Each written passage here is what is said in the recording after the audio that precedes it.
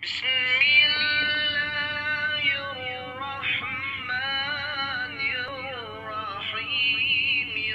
باللہ من الشیطان اللعین الرجیم بسم اللہ الرحمن الرحیم اللہم صلی علی محمد وآل محمد وعجل فرجہم۔ ناظرین محترم، سامعین گرامی قدر، السلام علیکم ورحمۃ اللہ وبرکاتہ۔ تحفہ یا علی مدد علیہ الصلاۃ والسلام۔ ناظرین محترم، سلسلہ گفتگو تاریخ العلماء تشیع میں جاری و ساری تھی، اور ہم اس سلسلہ وار گفتگو میں غیبت صغرا سے پہلے کے علماء فقہا، غیبت صغرا میں بالخصوص وہ 4 نائبین امام زمانہ کے اوپر گفتگو کر چکے، اور 16 اقساط پہ مبنی یہ ہماری گفتگو یوٹیوب کے اوپر موجود ہے۔ اگر لوگ استفادہ کرنا چاہیں،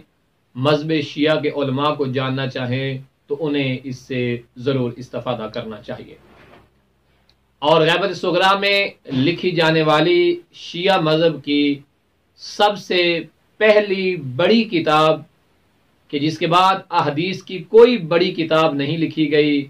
جتنی بھی بعد میں لکھی جانے والی کتابیں ہیں وہ دوسرے، تیسرے اور چوتھے نمبر پہ آتی ہیں، لیکن پہلے نمبر پہ آنے والی کتاب اصول الکافی ہی ہے، جو کہ مرحوم شیخ کلینی رضوان اللہ تعالی علیہ کی لکھی ہوئی ہے۔ جناب شیخ کلینی کی زندگی پہ ہم مکمل گفتگو کر چکے ہیں،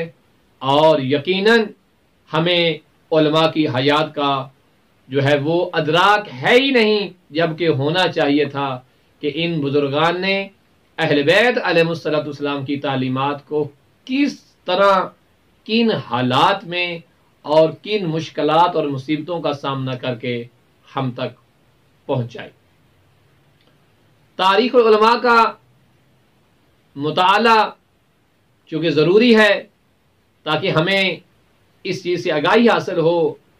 تو مجھے بھی جب تاریخ میں مختلف کتابیں ورق گردانی کرنے کا موقع ملا کہ میں ان ثبوتوں، ان قائدین اور ان بزرگ علماء کی حیات کو پرکھوں اور دقت کے ساتھ ورق گردانی کروں، تاکہ اپنی قوم، مذہب اہل بیت کو ماننے والوں کو بتا سکوں کہ ہمارے علماء کی کاوشیں کیا ہیں، خدا کی قسم جب اس کوشش میں تاریخ کے اوراق انڈیلے اور علماء کی تاریخ کا مطالعہ کیا، تو دل خون کے آنسو روتا ہے کہ جن بزرگان کی محنتوں کی وجہ سے آج ہمیں صحیح پہچان، صحیح راہ اور فقہ، بالخصوص حلال و حرام کی تعلیم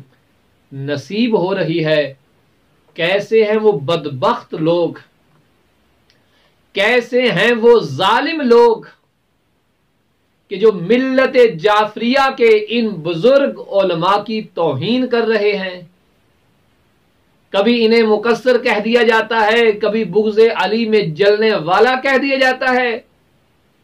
جبکہ ان کے اقلام کی وہ نورانیت تاریخ میں آج بھی تشیع کا چہرہ روشن کیے ہوئے ہے۔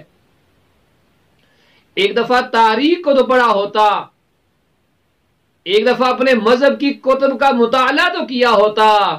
اے نادان تجھے پتہ چلتا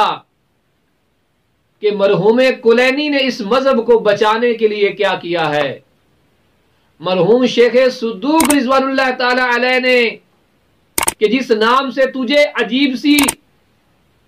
تکلیف ہونا شروع ہو جاتی ہے کہ ان مجتہدین اور مراجع عظام اور فقہا نے اس مذہب کی بقا کے لیے کتنی جنگیں لڑی ہیں، کتنے محاذ پہ گئے ہیں، اور کس طرح سے مرد میدان بن کے لوٹے ہیں۔ تاریخ نے ان کو کن کن اعزازات سے نوازا ہے کہ اگر یہ نہ ہوتے تو دشمن مذہب آل محمد کو ختم کرنے میں کامیاب ہو جاتا۔ لیکن یہ کیسے ممکن تھا، یہ کیسے ممکن ہو سکتا تھا کہ جب اس دین کا وارث پردہ غیبت میں موجود ہے